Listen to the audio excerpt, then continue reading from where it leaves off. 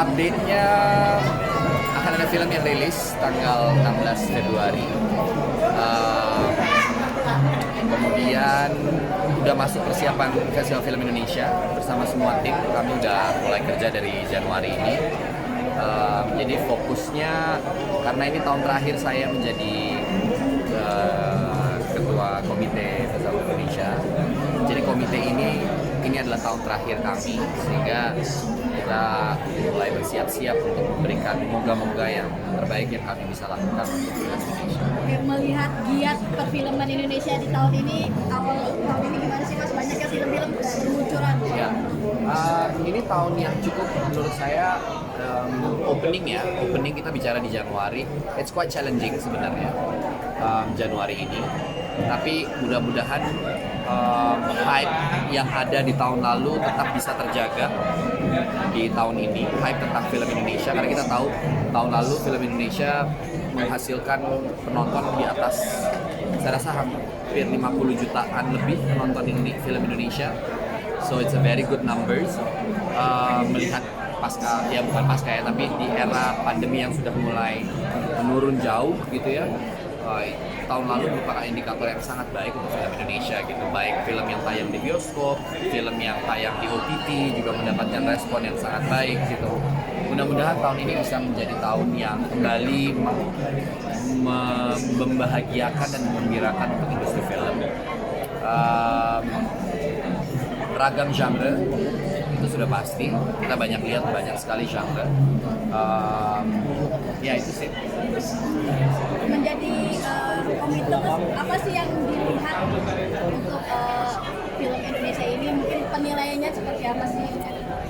Ya, film Indonesia selalu memberikan warnanya tersendiri dan selalu hadir film-film yang memberi warna baru bagi dunia film Indonesia. Kalau di Festival Film Indonesia kami menyambut itu dengan rasa bangga dan rasa senang gitu ya, karena at the end of the day festival ini ada untuk para filmmaker, untuk mengapresiasi para pekerja seni di bidang film, baik film panjang, film pendek, dokumenter, animasi gitu. Jadi ketika kami melihat internal di komite kami melihat begitu beragamnya film Indonesia dengan genre yang sangat beragam, dengan pola bertutur yang berbeda-beda, dengan pencapaian film Indonesia di dunia internasional yang tahun lalu juga sangat amat signifikan gitu. Banyak sekali film-film yang mengharumkan nama Indonesia di ajang festival film internasional. Saya rasa I have nothing to say but happy and proud.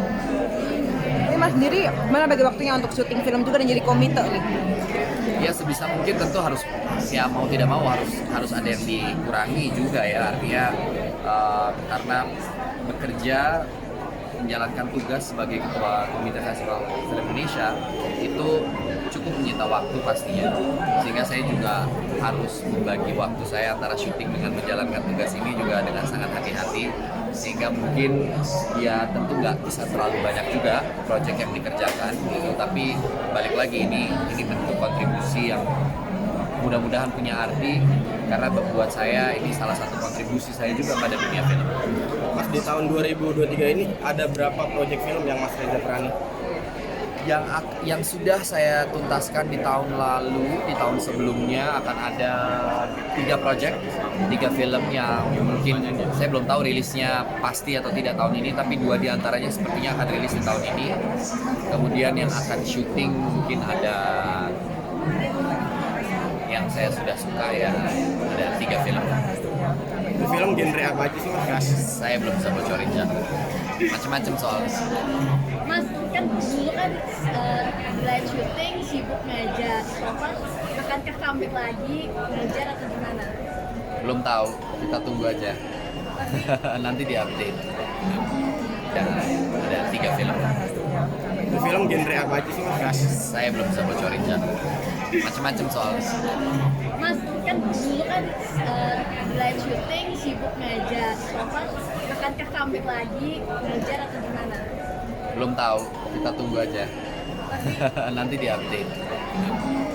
Gimana Mas melihat kerinduan Reza di dunia pendidikan?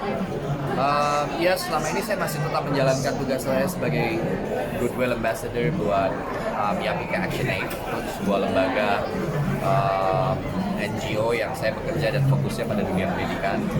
Jadi saya sudah membuka awal tahun dengan rapat tahunan untuk mengawali tahun ini untuk melihat program kerja setahun ke depan akan apa aja. Jadi tetap ada tugas lain sebagai Goodwill Ambassador di Yapika ActionAid. Tugas-tugasnya juga sudah numpuk yang harus saya tuntaskan di tahun ini. Jadi tetap jalan sih di dunia pendidikan ya. Tapi kalau ngajar specifically ya nanti akan ada beritanya. Maksudnya saya akan memberitakan, menceritakan. Tadi sudah ada yang mau menggandeng Mas Reja nih. Sudah ada.